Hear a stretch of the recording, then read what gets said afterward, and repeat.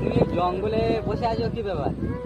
জঙ্গলে বসে আছি এই আমার দেশের কিছু কিছু খানকির ছেলের জ্বালায় আমি অতিষ্ঠ হয়ে আমি এই জঙ্গলে চলে এসেছি। আমার সেই আমেরিকার ডোনাল্ড ট্রাম্প তার সিকিউরিটি প্রদীপ ভট্টাচার্য সে আমার ভিডিও দেখে শেয়ার কমেন্ট করছে।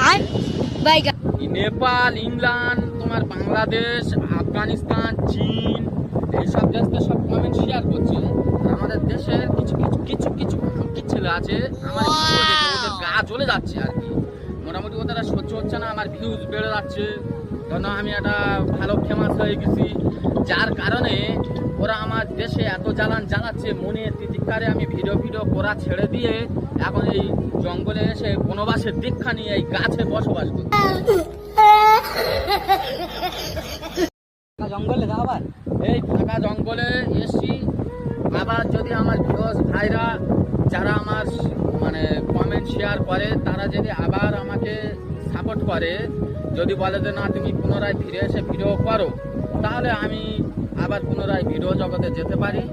নইলে আমি এই বনবাসে দীক্ষা নিলাম, এই শুয়ে পড়লাম।